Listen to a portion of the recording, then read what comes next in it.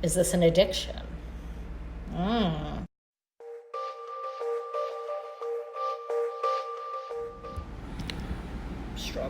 Struggle.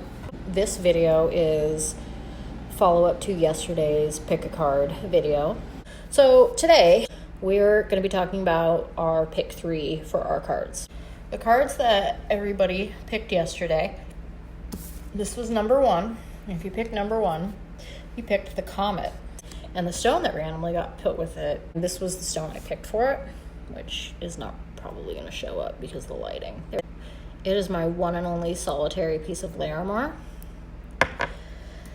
And the Comet is a sign of fate, destiny, bringer of change. So if you pick number 1, either something is shifting or something is coming to you that's going to shift everything. And it's something that's meant to happen. No matter how outlandish or weird it seems, go with it. Or you've been getting called and nagged at to follow this path or do this thing, and you've been bucking against it. And if you pick number 1, I'm pretty sure you know what to do already. Like, stop. Comets also prehistorically and in medieval times, back when we were all silly, comets were seen as harbingers of doom, terror, signs of demonic forces, and Satan was at work, and witches held black masses.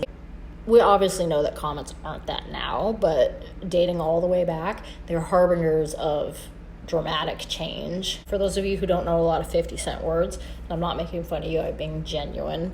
Harbinger is somebody who brings something in, or something that is a catalyst for change.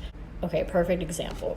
This show, Flip or Flop, on HGTV with Christina and whatever Masuhula. They're divorced now and whatever.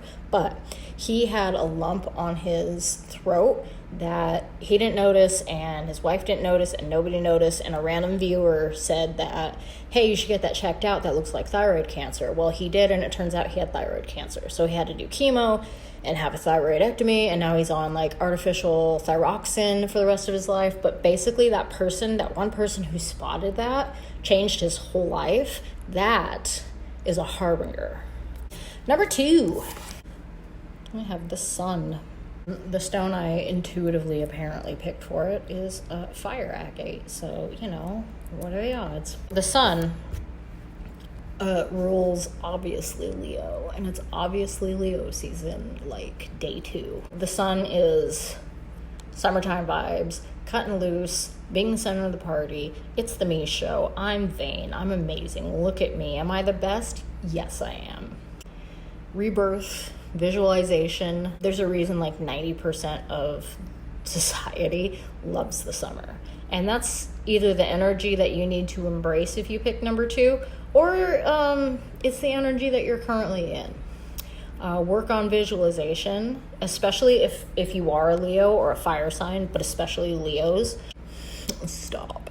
This is your time. Your communication skills are on fire. Literally, no pun intended, but really.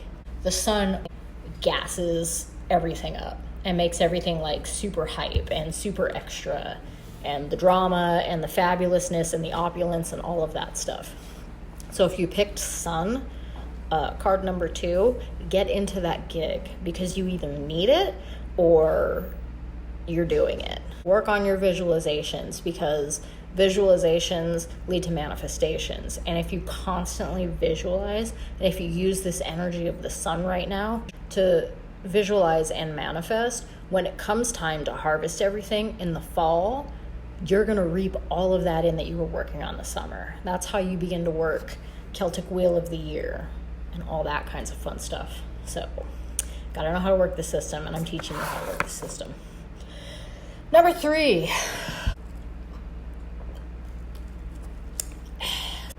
The black hole.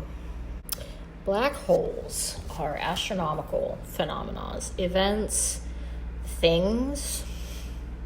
They're basically big open holes in space, and they suck all matter, energy. If there were sound in space, it would suck that up. Debris. sucks everything into it and just mindlessly consumes. And nobody knows what happens on the other side of black holes. Nobody knows for sure. Physicists and astrophysicists have all kinds of theories about that stuff, but we don't have anything proven yet.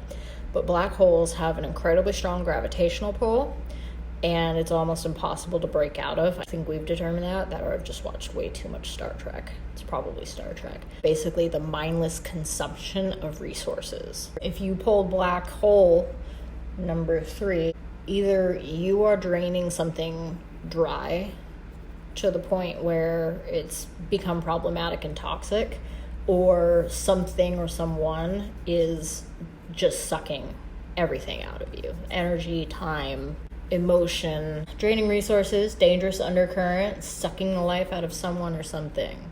So if you pulled black hole, what are you over consuming, or what are you allowing to over consume you?